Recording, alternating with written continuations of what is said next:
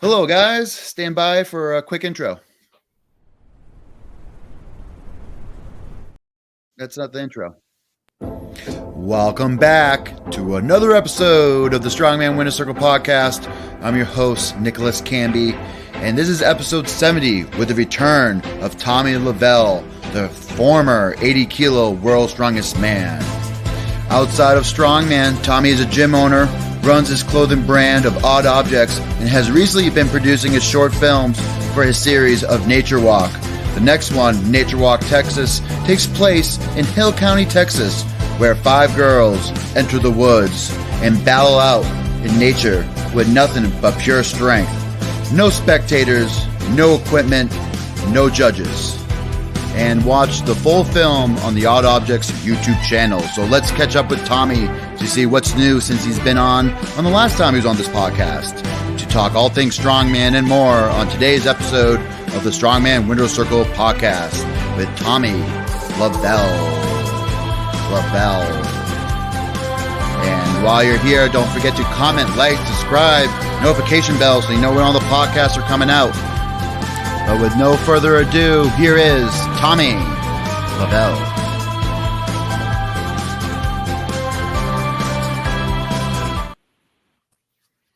Welcome back to the show, Tommy. Yo, what's up? That's a really good intro. I like that a lot. Thank you. I always enjoyed the uplifting music. I think that's going to be my theme for YouTube, and people will recognize it. But we're going to start off the podcast pretty strong. For a question for Tommy, would you rather fight one Trey Mitchell? Pronounce his last name first. What is it? What do you think? Jaeger.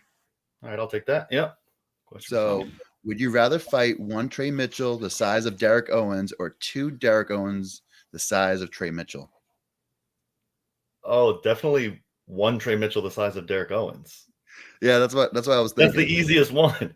It should be the other way around, I think. I wonder if he meant to say one Trey Mitchell the size of Derek Owens, or 2 Trey Mitchells the size of Derek Owens, or 1 Derek Owens the size of Trey Mitchell. Yeah, he made that too easy for us, Will. So maybe he'll come back and ask us another question. I don't know. I don't know if you hit Derek, if he would even hit you back. He's a pacifist. He's a very nice guy. I've also never hit anybody or been hit, so I think if someone hit his camera, he would be upset. True. But Tommy, it's great to have you back on the show. Of course, one thing that we want to talk about today is, of course, your recent Nature Walk Texas that you recently posted. It was very cool. I spent the time and took a look. Just for you guys that are not familiar with it, 5 girls spent the weekend in Hill County, Texas. Hill Country. What is it? Hill Country. It's an area of Texas called the Texas Hill Country. I don't know, Hill County. Oh, that's funny. But six events, right? 6 events. There's no spectators. It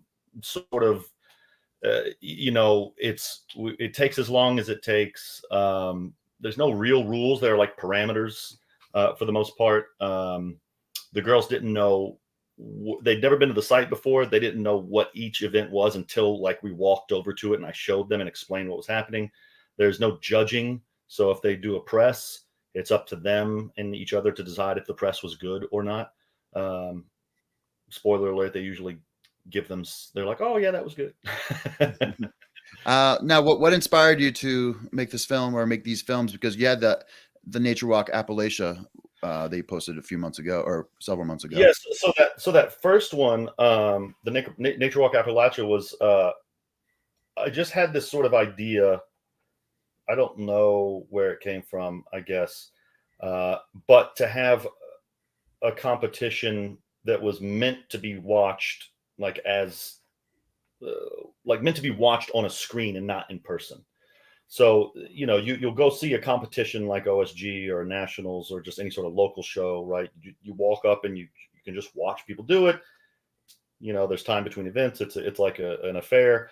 Or you could watch, say, a live stream of OSG and you can watch that happen. Now you're watching it on a screen. It's not really made for the screen. There's a lot of stuff that happens at OSG now with like a roaming cam and stuff looking like way more professional and maybe even a little bit more cinematic. But still a ton of time in between. But then after OSG, Joe might say, edit down the in-between time and put all of the 80s men's performances in one YouTube video or something, right? So I noticed like I was watching those over and over and over. Other people were watching those over and over and over. And I thought, well, if somebody's going to watch strongman over and over and over, why not shoot it with that in mind? Like the whole point is like, make something that looks cool, that like, if you're going to pop on some strongman stuff at the gym, maybe pop on Nature Walk, because I like it fucking looks cool, you know? Well, it looks very cool. So let's do the intro. And when we start the video, don't forget to unmute yourself. And then we can talk through it. While we go? Say again? You want me to talk to him? You want me to narrate if you want to comment, narrate it, whatever you think. But here we go.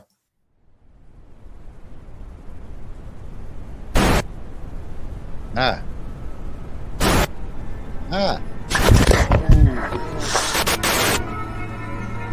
I crushed my hand.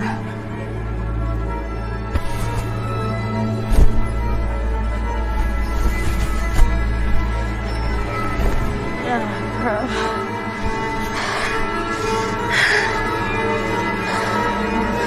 It hurts.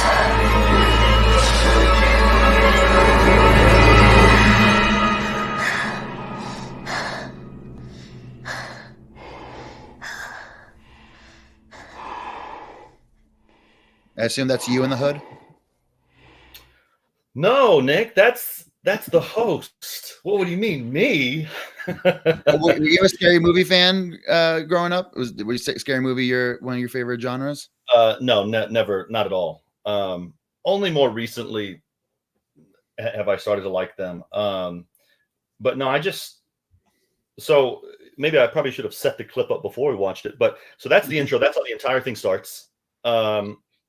And we start off with this sort of horror scene of like Dee drops this rock, or well, some girl, we don't know who she is yet. She drops a rock in her hand. She crushes her hand. Things are kind of hectic. And then this ominous character walks in. And that's the host character. Yeah, it's definitely me in the hood.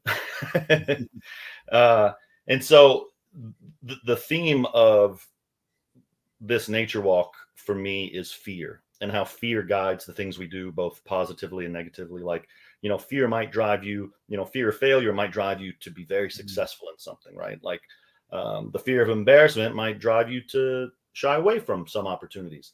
If you, the fear of mediocrity is what probably drives a lot of us strong men, or, maybe the fear of being made fun of, just all these different fears. And just how they drive everything you do. And then like on top of it, when you go to do some strongman movements, they can be scary. Like, am I going to pick something up? Like, what if I don't,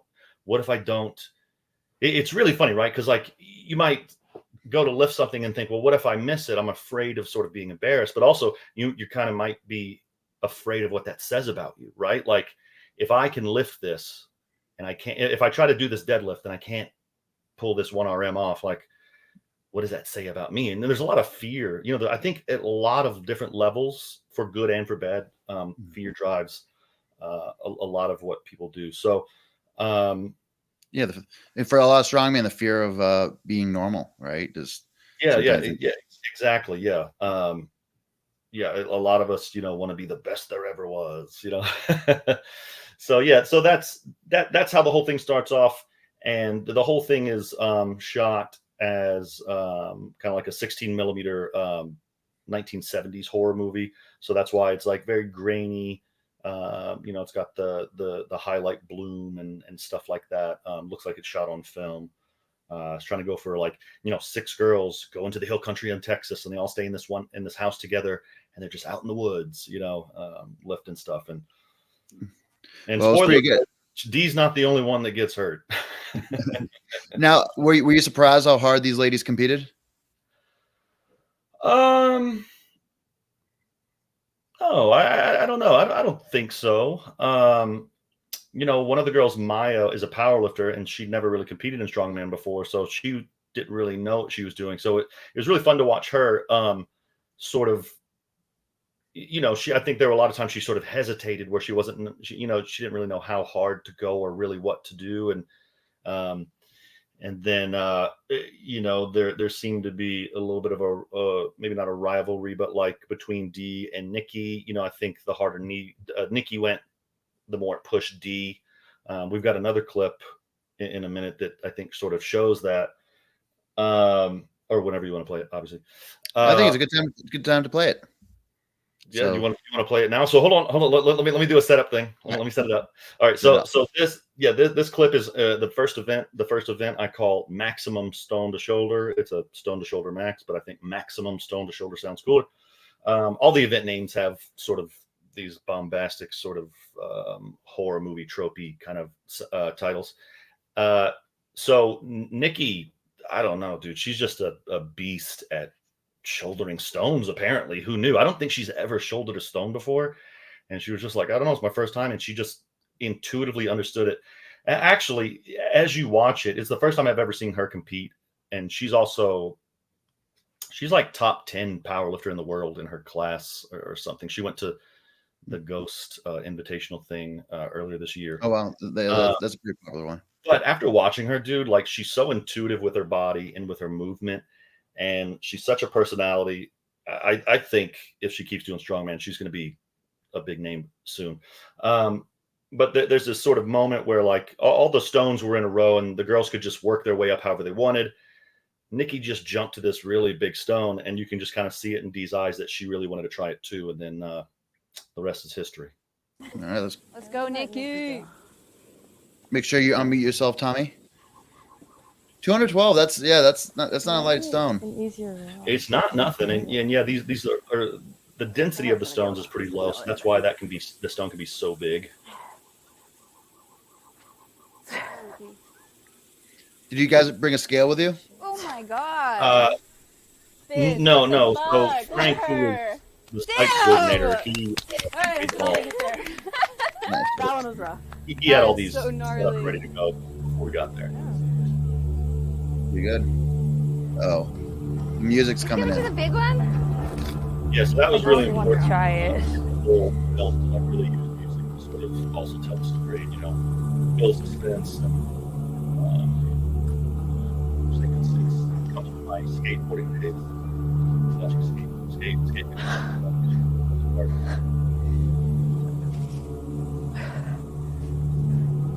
He's got the dress on dance.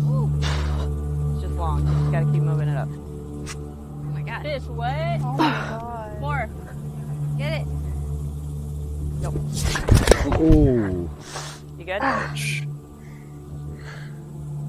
You good? I crushed my hand. Down goes Frazier. Yeah. Between the rocks? Yeah. Do we have ice? Yeah.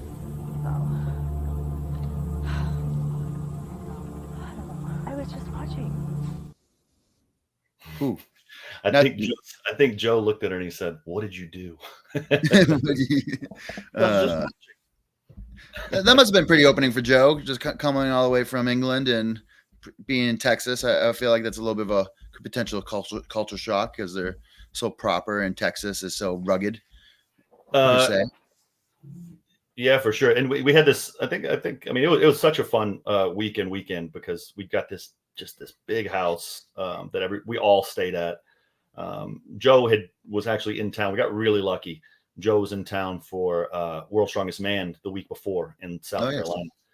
So just sort of worked out. Hey, did you go to World's Strongest Man? I did. I was there. You forgot you didn't text me. I wasn't sure if you were coming. I know you mentioned you were coming. Oh yeah, I said something. I looked around. I kind of looked around backstage. They wouldn't let me in. Oh, they wouldn't. Oh, I could have got you in because. Well, I tried to get into the after party and they would not let me in. What do you mean on the second floor? Yeah, it was bad. Oh, even what's his fucking name? Aaron West was there. He was like, "Oh, hey Tommy, what's up?" And I was like, "Bro, Aaron." He was like, "I don't know, dude." Like this, just some girl wouldn't let me in, and dude, it's one of the most embarrassing things that's ever happened to me. It was a paid bar, so it doesn't really matter. It wouldn't really matter. It was like it's a private party, and I said, I swear to God, I wish I could take this back. I said, well, I don't know if it helps or not, but I'm also a World's Strongest Man. And she was like, "Sure, buddy, just get the fuck out of here." Well, so, next time you'll text me, right? Yeah, well, yeah, I will absolutely text you next time. Yeah, I don't know. I just guess I thought I would see you there. Shit, now I feel bad. But watching the you should feel bad. I'm just kidding. Watching the videos, were you guys afraid of any like snakes or anything else in the wilderness? I feel No, like I was really hoping to see snakes. I love snakes. We go on walks all the time in the woods behind our house. I actually caught a snake today and played with it a little bit. Man, I wanted to find snakes. I did walk back into a cactus, and that was way more painful than I thought it would be. It was crazy. Like it just hit my calf, like the back of my leg, and all of a sudden I had like 100 needles in me. I don't know how that happened. How do you get that many needles or whatever they're called that fast? Texas. No, I wanted to see snakes. I was really hoping to see snakes. Yeah, a rattlesnake would during the mid-event. That'd be fair game, right? In the very beginning, before when I was doing some of the planning for this, I actually was looking up stock footage of rattlesnakes. All right. I was thinking, I want to make sure there's a rattlesnake. I stayed back when I was in grade school. We vacationed to Houston. We stayed outside of San Antonio, so probably south of where you guys were. And at night, there were just all these armadillos just rolling around. So they're just like fleets of armadillos. So I'm even surprised you guys didn't run it, seeing you guys just rolling around on the ground. Dude, I grew up in Louisiana, so I'm very familiar with armadillos. I love armadillos too. They're such cool guys. Cool. Have you ever ate an armadillo? No. Have you? No. They're not edible? I've eaten snake. I've eaten alligator. I've eaten squirrel. No armadillo. No armadillo. So what was your favorite event that the girls did, or that came out the best? Man, I feel like I should definitely have an answer for this. The one event for sure that I think I have to say is the death to the farmers, because that was my favorite. It's because it's like this whole idea I had. Some of the other stuff we sort of made what's the word, not ad hoc or implicit, but de facto, right? Like we've got some stones, all right, stone to shoulder. We've got some stones, all right, carry a stone. We got some stones, all right, put some handles on the stone and carry the stones that way. So a lot of that stuff just sort of happened by nature of what the environment was. But I sketched out this this apparatus and this idea, and I had this idea like a year ago probably. I was like, what if you carried a farmer's, then dropped it, then you had to like lift it onto something. My original idea was to have like long platforms. The thing in, I think it's Finland, that happens every year, the world's strongest Viking. Yeah, and they have the log on the back, kind of like a yoke carry, but it's the log exactly. with the rope. So imagine that exact platform, but it gets higher. So you'd have to pick up the log and set it on the first platform. Then you'd have to get under and zercher it and walk with it for a ways, and then hoist it to the next platform. Then you have to get under it with your shoulders and walk to the next platform, and then you could pin press it on the line. So I just sort of had that idea, and I talked to a lot of people about trying to figure out how to fucking make it. And then it just turned out there were some spare tires on and the site we chose, and we sort of stacked this little tiered this tiered thing. And Nikki D did one press, and Nikki had two presses. But yeah, I think favorite event. There were a few other events that were pretty cool, like Drag Me From Hell, arm over arm. Yeah, they had to drag the two farmers' handles up a hill through dirt and rocks, and there was no time limit. And so if the implement got stuck, they could either give up or run down the hill and like dig them out, back up, and keep pulling. Dude, one of the girls went for like 9 minutes or something crazy. Like it's just, that was pretty brutal. But definitely death to the farmer is my favorite. Let's play it, because that was also my favorite too. That should be a pretty cool strongman because of farmers into like a power stairs into a press. So all right, on you. On you, Tommy. On you. This is also my favorite music, my favorite audio from my entire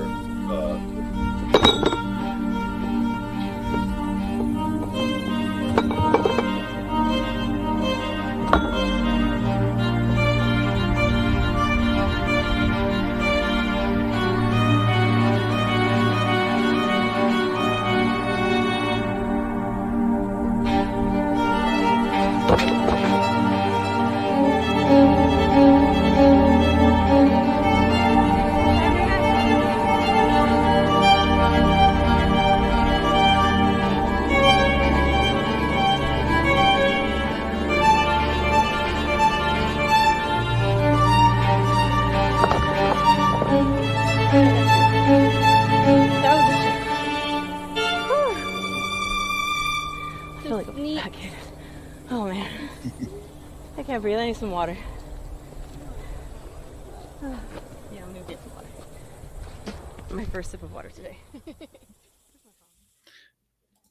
I like how you used your the natural occurring tires for the setup.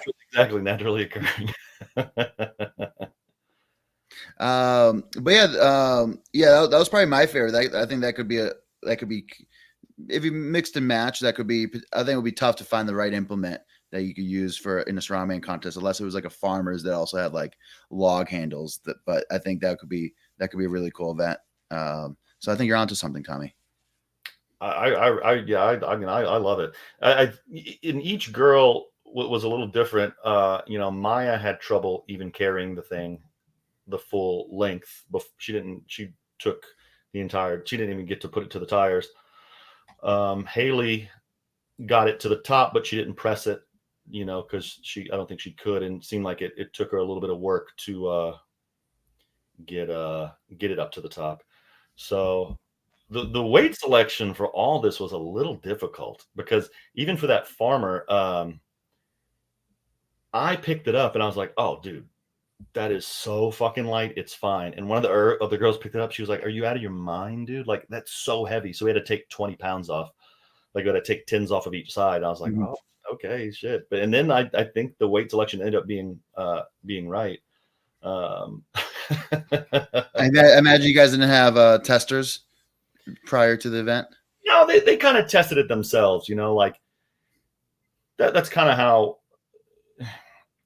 Shelly was there, Shelly Owens, and there were a couple rocks. I was like, the day before we went, I was like, pick up this rock and tell me what you think about it. She was like, oh. And then she was saying, I was like, do you think you could walk with this? She's like, oh, definitely. I was like, but could you walk forever with it? She's like, oh, no, it's hard. I was like, okay, well, I mean, I really wish it weren't such an art to choose to do weight selection.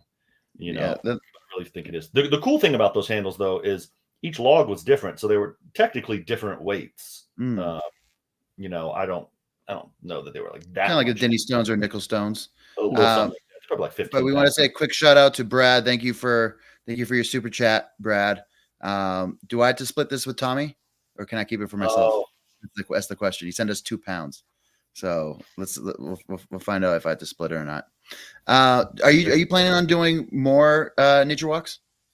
I do. So with this nature walk, like I said, I shot it like a 16 mil 70s horror movie. The theme was fear. It was like 5 girls in a house all alone. It's classic horror movie shit, right? Like, but I only thought of that because on my birthday this year, I got really fucking drunk and high, and I just like started coming up with this idea. And I was with Shay. It was just Shay and I alone at the house together. And I was like, you have to help me remember this. I need to remember this. And she was like, I kept telling, I was like, promise me you're going to remind me of this idea. And she did remind me of the idea. So I only say that because my idea for Nature Walk is that they should all be different.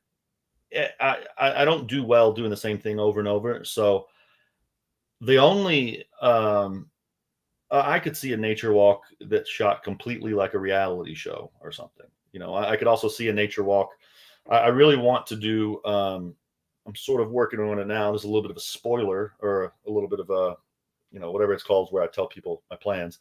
The next one I want to do is with the 80 kilo men, and I want to do the entire thing in a junkyard.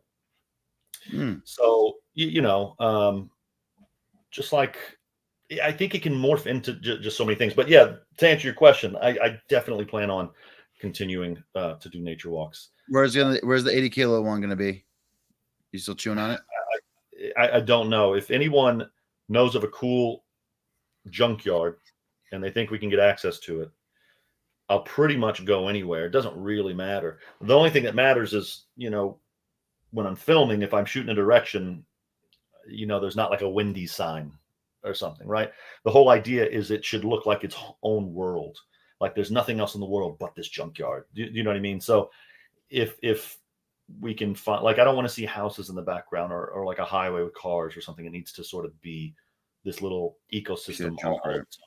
So if anybody knows of one and they want to like go and talk to people and take videos and take photos and communicate with me and help me figure out events and plan stuff and get it ready, then that's where we'll do it. Do you know who spent a lot of time in the yards was my buddy Tommy Lovell. Sorry, James Deffenbog. He really? He usually goes into the junkyards to grab pieces either off the ambulances or off Hummers for the Hummer tire deadlifts, the ambulance tire deadlifts for the World's Strongest Firefighter. I think for one other show, but usually we'll pick apart things at the show. He'll go straight to the junkyard and pick those out. So I think it's not a bad idea. That makes a lot of sense. And then we got to do a shout out to Brad again. Of course, he loves the name and he send us some more money. So again, thank you for your super chat, Brad. No, thanks, Brad. Yeah, I don't remember. I didn't type that in this time. It was there when I opened this up. It was already there, so I must have typed it in another time. Absolutely. So if you ever feel up to it and you want to do a nature walk in Massachusetts, maybe when I'm a little more healed next year, I think that could be a fun one. I got a lot of big boys around here. If you want to do a heavyweight edition, I would love to do a heavyweight. I also want to do one at the beach. How close are you to the Cape? I'm from where I'm live right now in Cohasset. I'm 5 minutes from the water. Okay, was that North Shore? I'm in the South Shore of Massachusetts, so south of Boston. So right. technically I'm on the way to the Cape, but I'm not the Cape. Gotcha. If that makes sense. I'm still kind of technically the suburbs of the Boston. But yeah, excited for, of course, many more nature walks. But let's talk a little bit about just the label in general. Of course, I think you started the label, was it back in 2020, 2021? Yeah, something like that. I should know, but it's 21, I think. Yeah, the Odd Objects for anybody that doesn't remember. So Tommy, so running your own clothing line, how's it been? And because it's been pretty popular, of course, all weight classes, both male and female.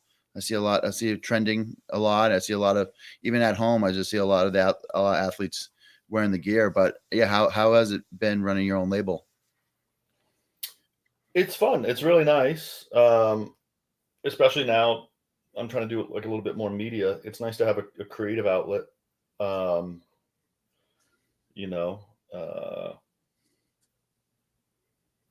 trying to figure out a way to say that it just loses me a lot of money without saying that. It's a big undertaking. There's a lot of there's so much to do with it, but it's really fun. I've never done anything like that before. I really enjoy getting kind of into something and figuring out how to do it and then doing it, really. But it's nice. It's cool. The whole idea started because I wanted a pair of neoprene shorts, warm shorts for strongman that like I felt really cool in. And I just didn't like any of the warm shorts that were out there. The Reband ones were pretty good, but felt like they kind of fit a little bit weird. They were a little bit too long and like, so they're getting like swamp ass, like you get so sweaty underneath them. So that's why I came out with the shorts that I came out with that are the best strongman warm shorts in the game. But before I got, because that took almost 2 years of like designing and working with pattern makers and factories and just doing all this stuff, because we just designed it from scratch. You can go and just find warm shorts and get your logo put on them, tomorrow if you wanted to. But I really wanted to design something that like choose really the was something new, something sort of different. But between the time I started Odd Objects and the time I actually came out with the shorts was like probably almost 2 years. So I had a logo and I just was like, well, let me just put this fucking big ass logo on a shirt. And I just started giving the shirts away and shit. So it's really, really, really rewarding.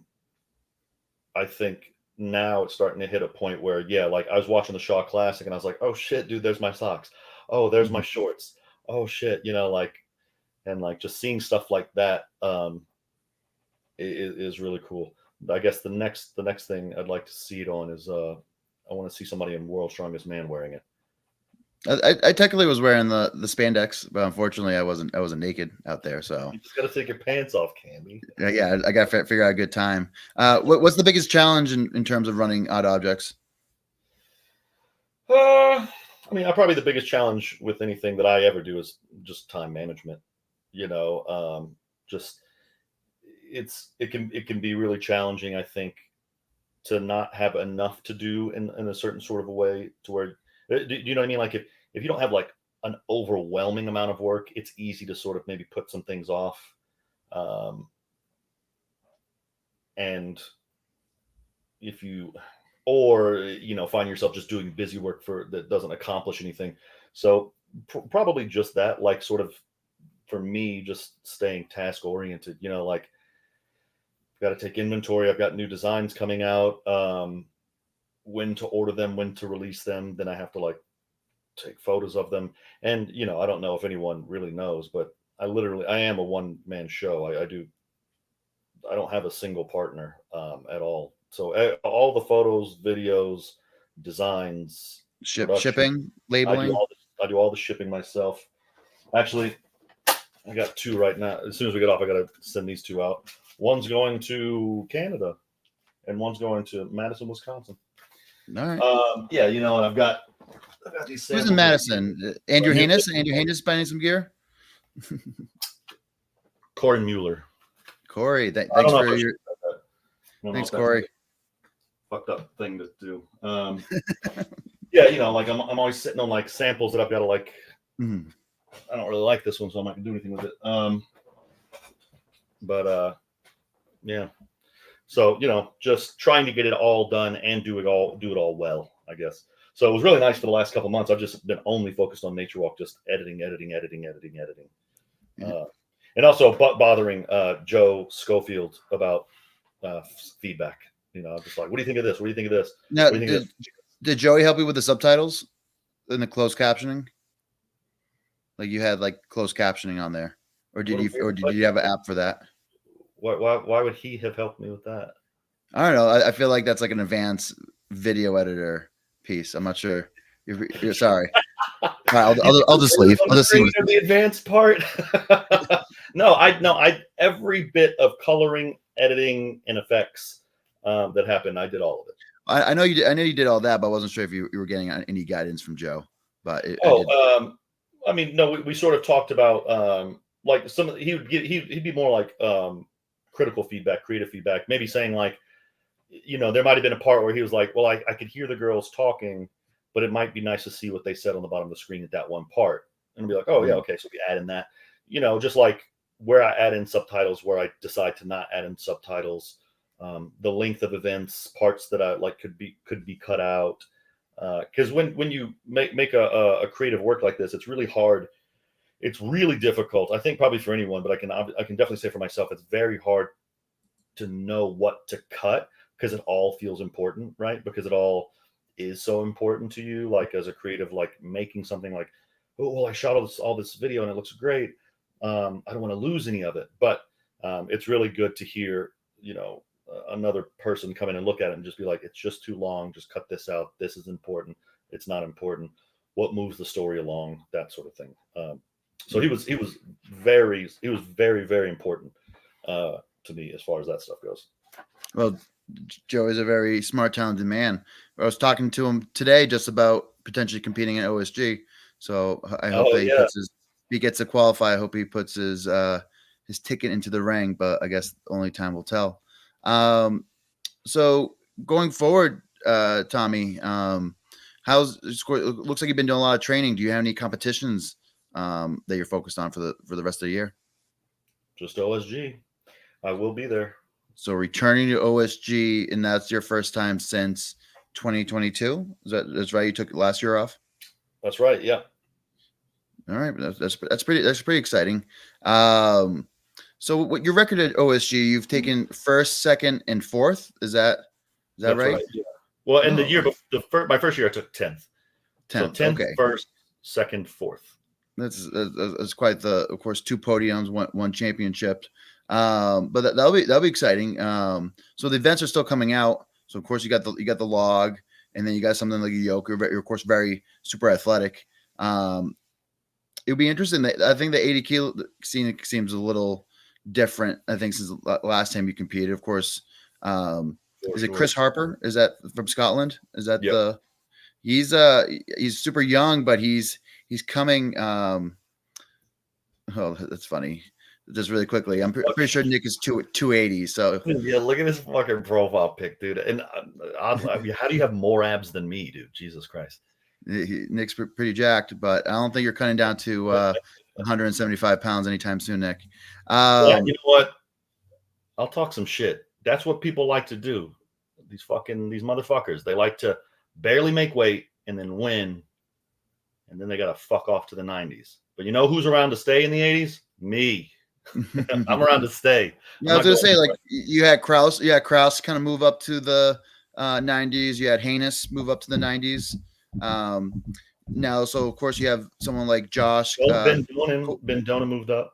Oh, Ben, it is right. We still have Josh Kilowaski, right? Is that how you say the last name? It's Kovalevsky. Kovalevsky. All right, I was way off. Samsonite, I was way off. So you have Josh, and then who are some of the big contenders on the Dean. Oh yes, Dean, and obviously Chris Harper, which I think Chris says after this he's going to move up to the 90s. All right, it'll be interesting. So it could be a new batch of guys, but it looks like when you're out there, you're going to be one of the favorites, and of course you're going to get a lot of screen time because Joey does love you. So he's probably going to have you mic'd up, and maybe have a personal camera right behind you. Jealous, and I love it.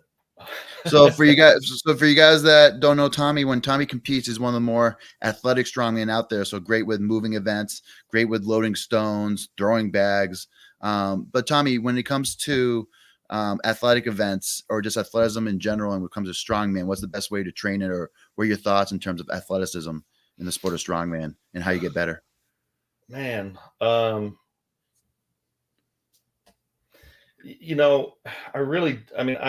not a coach, so I couldn't give any like sort of protocols, but I remember But you have experience. You have precious experience. So,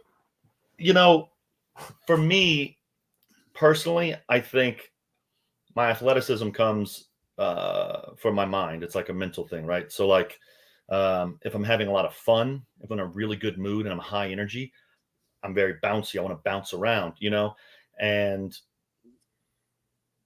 just like sort of running around, literally jumping. I mean, one of my favorite things to do before a max deadlift is just jump as high as I can a few times, like just really fucking explode, So, I don't know how to train for it or how to get better at it. I think the people that are athletic just are, but I do know that to get the most out of your athleticism, I think being in a really good mood, and being happy and enjoying what you do is the best way to get the most out of your potential. Interesting. I like that piece. But in terms of like training, of course, you were big into like doing like box jumps. I remember you used to almost do like a jump. You used to do like a jump and twist into a box jump. Was that? Am I making that? That's up? All. Yeah, none of that was part of my training. That was all just fun. So that's kind of my point. It's like, when I very first started strongman, I had a coach that I would see in person, and I showed up to my session with him, and he was finishing up with this girl, and she was doing box jumps, and I was like, dude, why don't you make me do box jumps? Because I love box jumps. Mm-hmm. And he was like, because you're already athletic, you don't need to do that. And I was like, oh, okay, well that makes sense. So I don't need to do it as part of my training, but this is kind of funny. I'm contradicting myself. I do kind of do it as part of my training now, because my coach, Shane Germain, and I had a conversation not too long ago. We've been doing all these sort of restorative exercises, really rebuilding a lot of stuff from the ground up. And it's just been fucking the most boring thing I've ever done in my entire life. I just can't fucking take it. I would train 4 days a week for the last 18 months. I never took any time off, any real time off. Had all this like long, these long movement preps, and then all these like things, and then these back down sets. And I'm just like, dude, it drove me fucking crazy. I don't enjoy going to the gym in general anyway. So I would dread every single thing I would do, and I would just like mope the whole time. Well, I finally realized that, and we started talking. I was like, I need to go down to 3 days a week. We need to get me in and out of the gym. And even on this one part, he wrote like, get on a bike for a little bit, and then do 5 to 10 minutes of Tommy fucking athletic, whatever the fuck you want. Mhm. And that's my favorite day because like, I'm like, all right, yeah, I just have to run around and jump and like test things out. Like, dude, I wonder if I can jump and touch my head to that. I wonder if I can jump over this.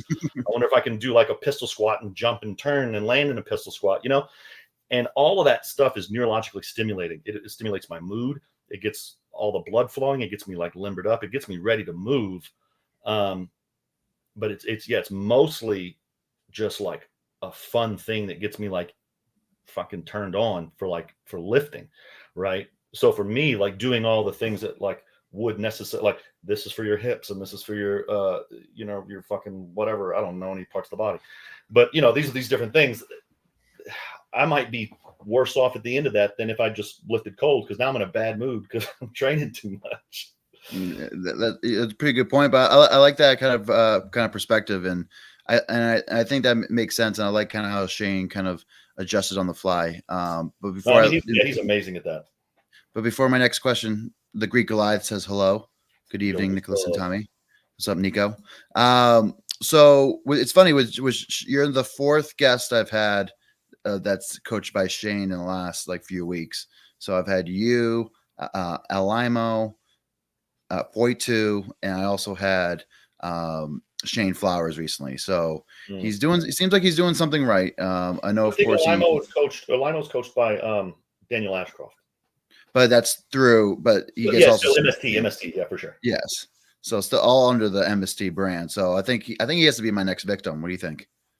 I mean, fourth, dude, he's a blast to talk to.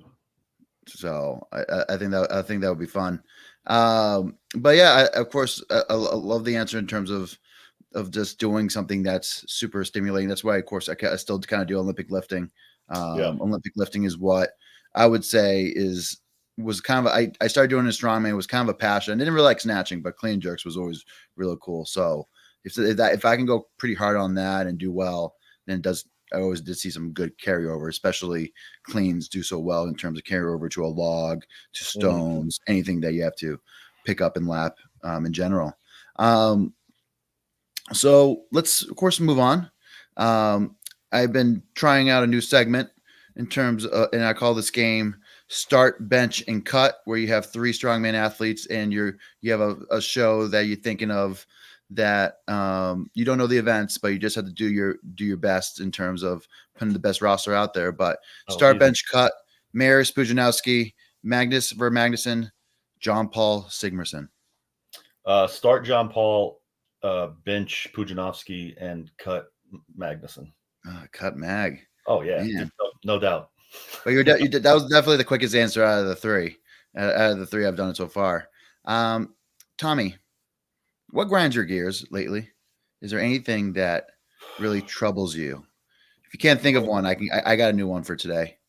Well, dude, I mean, what doesn't grind my gears, dude? I'm one of these guys who like just gets pissed off about every fucking little thing.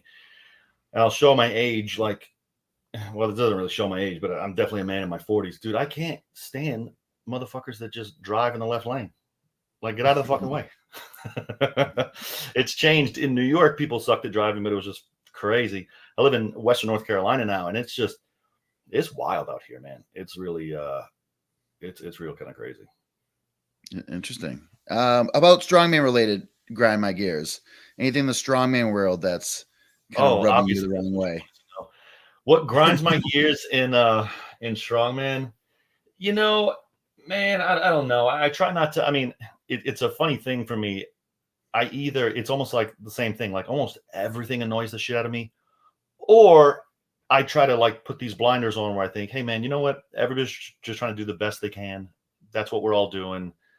And I just telling the story the other day about how when I was a younger strongman and I first started getting a lot of confidence and I could tell I was going to be good, I would like just say all this dumb cocky shit. And now I see these people doing it. I'm just like, oh my God, dude, just shut the fuck up. But I think whatever, man, like that's just kind of the way it is. In strongman, what grinds my gears is that every single person seems to want to be a coach. Like, but that's maybe more of like the internet in general. The internet, all Instagram tells me is that I should be an entrepreneur and I should own my own business, and and this is how you get 1 million clients and charge a lot of money for it. You know, so that sort of, that annoys me. I see someone, I don't know, like why do you want to be a coach so bad? It just doesn't make any sense to me. But I guess that's just because I don't want to be a coach. I used to have that stance. I've kind of lined up a little bit. I've opened up myself to coaching recently, but I'm just press specific because that's what I really care about. So, and I know that's where really funny. It's really specific, like just pressing. And so far I have two clients. Press.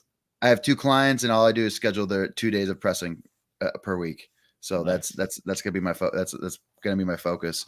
But my buddy Dane Bonin wants to know, when does Tommy start doing event specific training for OSG? How many weeks out?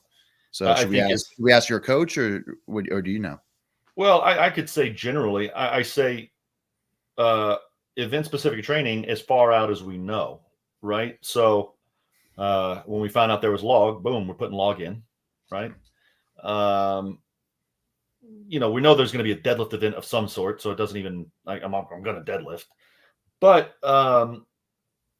if you mean like very specific stuff, like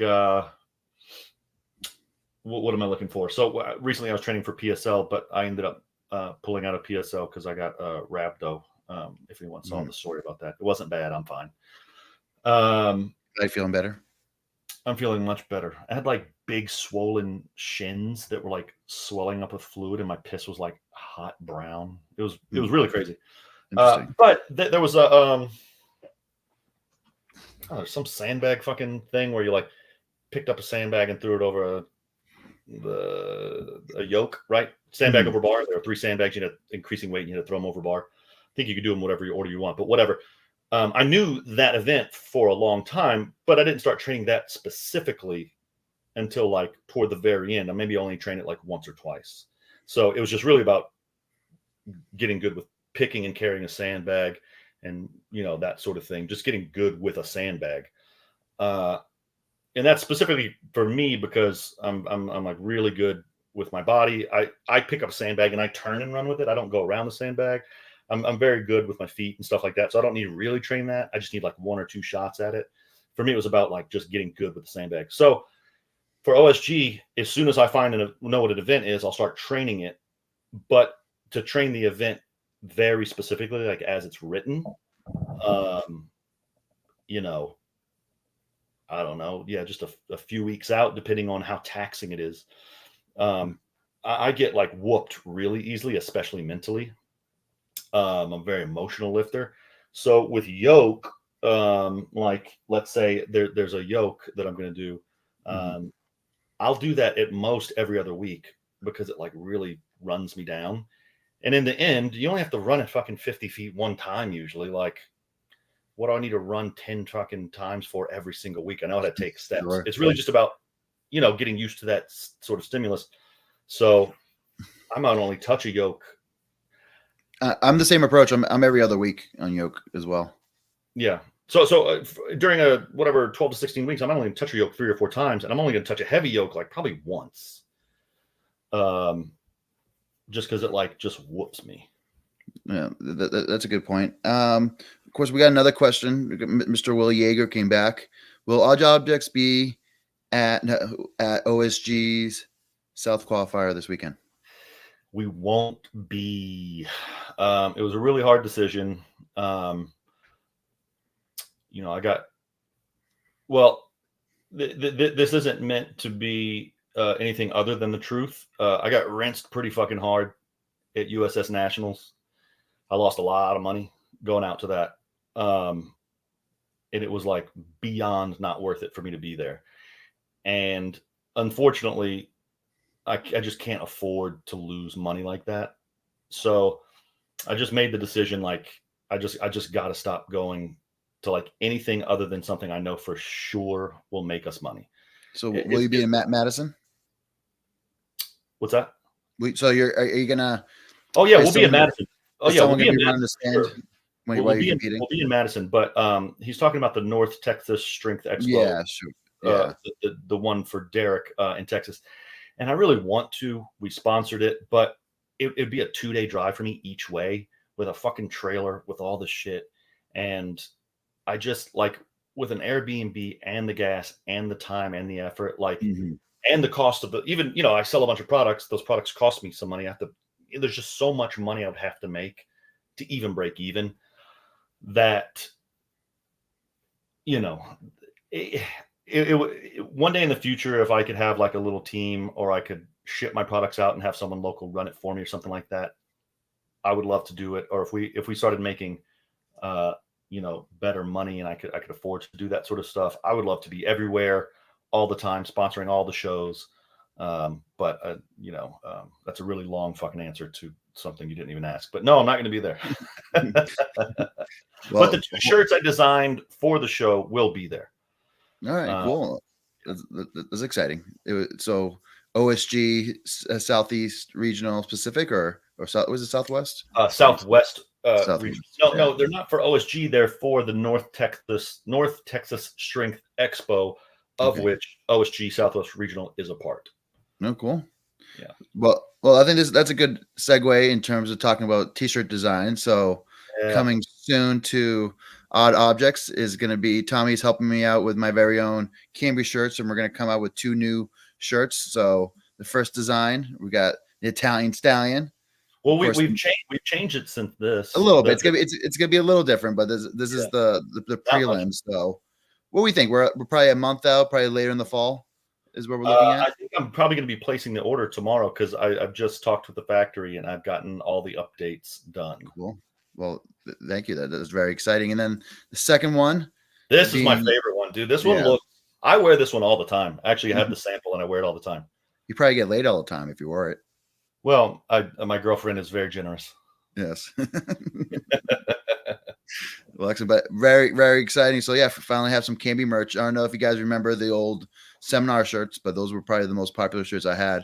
On top of the original Italian Stallion shirts. So that's pretty exciting. But before we get start wrapping up, so if I'm gonna go through one other segment, but if you guys start having other questions for Tommy for the end, please start listening to them now, listeners. But Tommy, did I tell you what grinds my gears?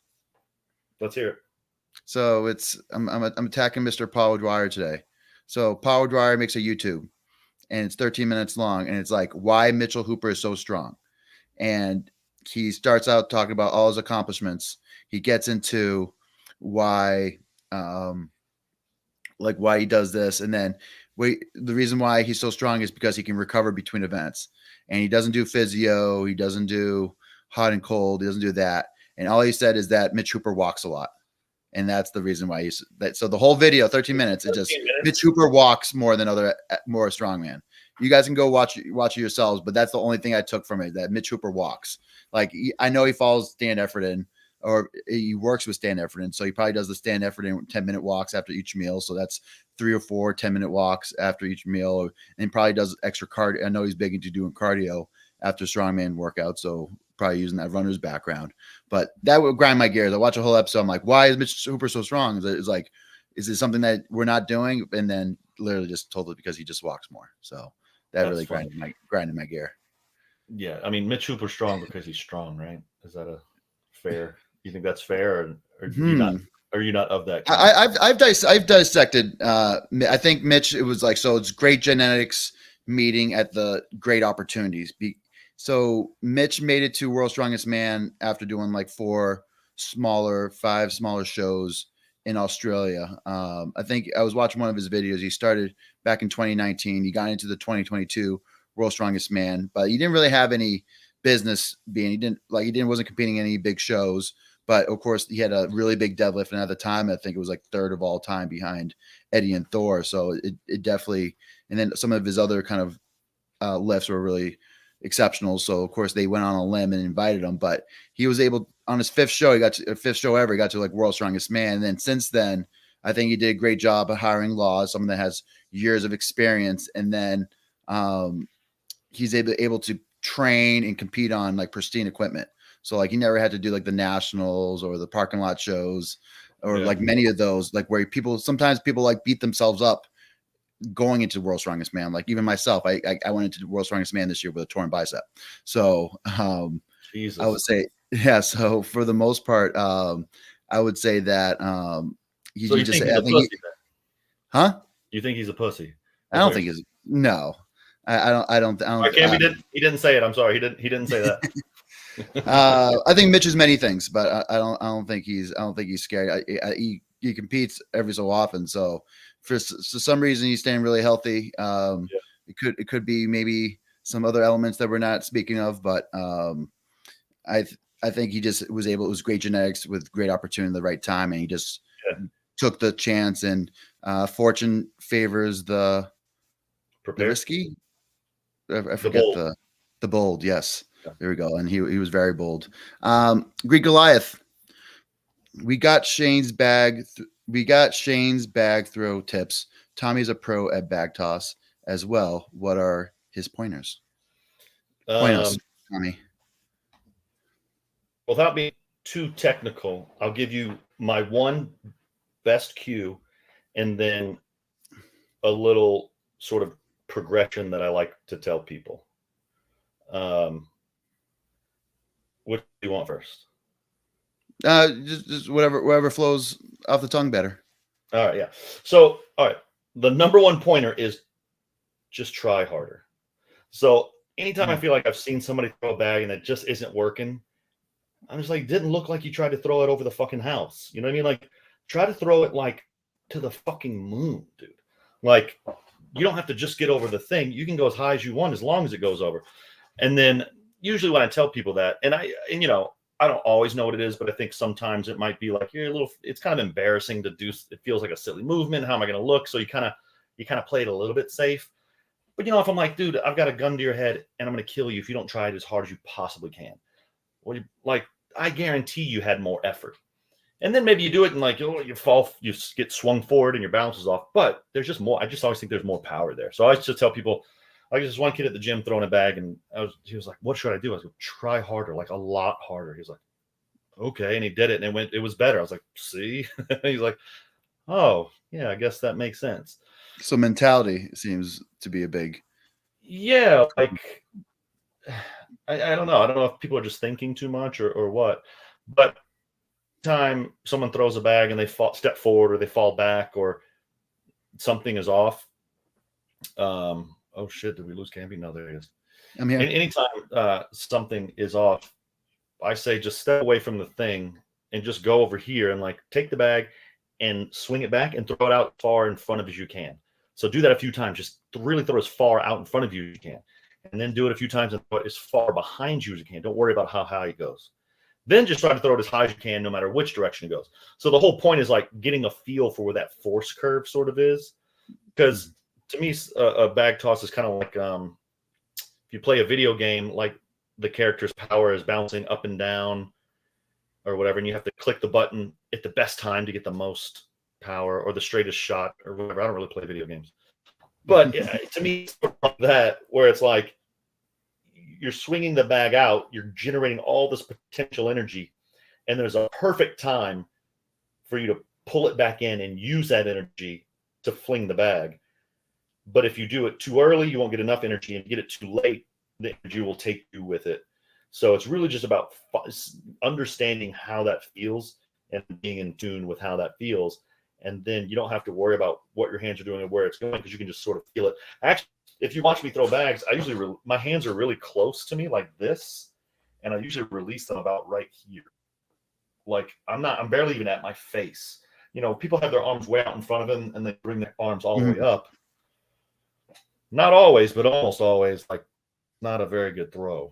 Now, what's your heaviest throw over 15 feet? 50 pounds. 50 pounds? It's still very solid. That's like me too.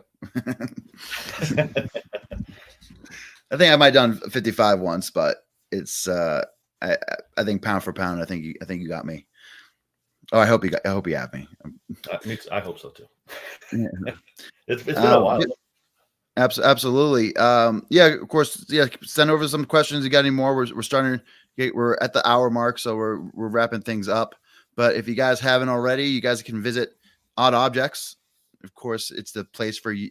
It's the best place for you and mom for all your strongman needs. Of course, some good socks, compression gears. I got 3 pairs of the spandex. I probably wear them every other day. And then the shirts. Let me tell you about the shirts. They're very tough material, so great for strongman. I don't know if you did that on purpose, but I liked it. So great like for what I like, Mm-hmm. Great for stones. I think I used the black ones for stones often. I tried to wear one contest. I think I was trying to wear one, and the promoter said no outside. Can't wear that crap. No, even though it was covered in tacky. The last question that I have is, when everything is said and done, what are you looking to achieve in the sport of strongman? I think before, several years ago,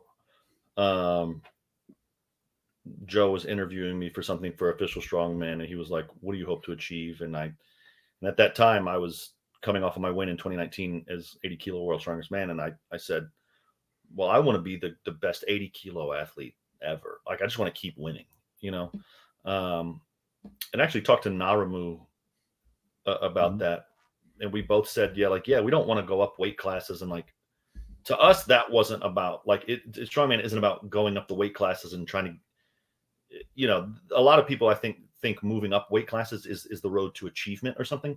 But he and I thought, why don't we just stay ourselves, essentially, for lack of a better way to put it, and see what we're like really capable of. Well, I got second place the next year, so that didn't pan out. Then I got fourth place. Then I took a year off, and now I'm 42 years old. So am I going to be the greatest lightweight ever? I don't know. I'd like to be the most popular lightweight ever. But I think now, for me, with Odd Objects and with things like Nature Walk, I'm really interested in putting some beauty into the sport, like some creativity, some art. Everyone wants to grow the sport. That's a real common sort of little saying, like, oh, we got to grow the sport, and everyone wants to get money in and sponsors, and you got to, everyone has all these ideas about what to do. Well, the thing that I do is I want to make things look good.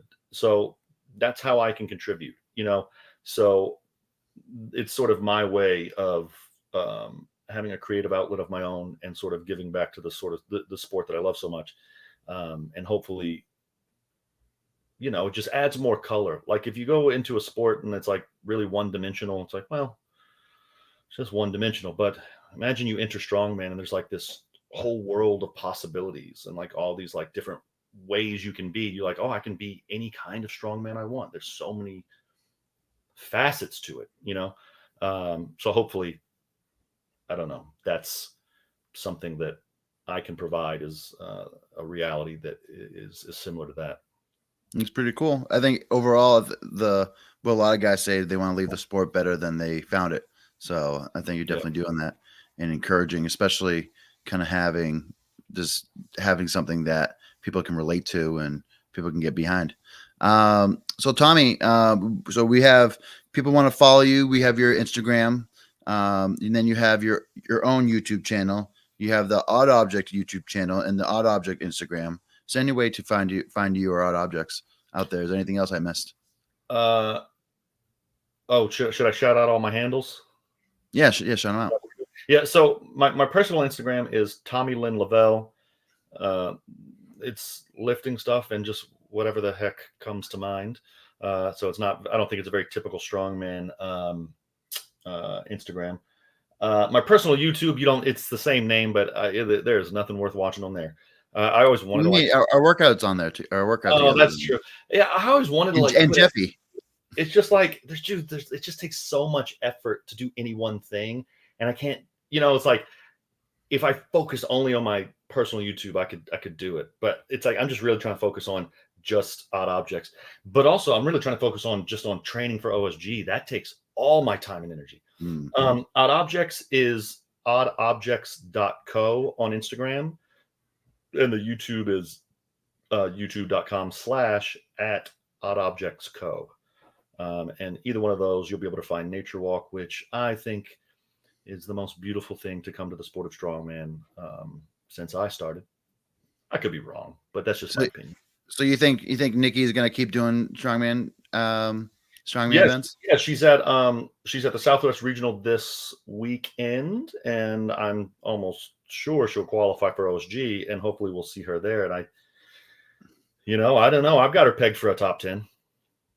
Interesting. So very cool. But either way, you're inspiring powerlifters to come to strongman, and of course, I know the powerlifters are. Of course, the brand is also really big within the powerlifting world. So, of course, more power to you.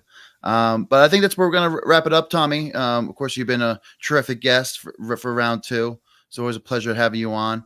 If you guys haven't watched Nature Walk, I'm going to have a link below, but I think right now it should be in the description. So you guys should watch it tonight and be entertained.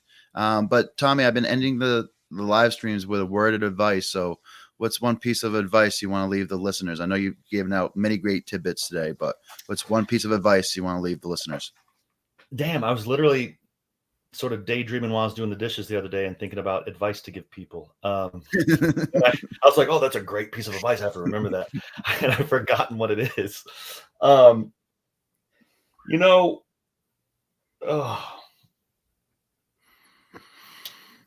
would say, okay, it's kind of stupid because it's like my sort of odd objects motto, but giving up is always an option. That's my advice. You can always quit. There's nothing wrong with quitting. There's nothing wrong with quitting and packing it up and just fucking off. I think it can be really, really healthy. I do it here and there, and you never know what you're going to learn. Don't go making yourself ashamed of yourself, but hey, man, this life is short. You should be doing whatever it is that you want. And sometimes it's really hard to tell why we're doing what we're doing. We think it's what we want. And then 4 years later, we go, fuck, that wasn't what I wanted at all. So, absolutely nothing wrong with starting over. And changing things up. Love it. Well, guys, thank you for tuning in. Follow Tommy. Subscribe to the channel. And until next time, stay strong. Thanks, guys. Bye.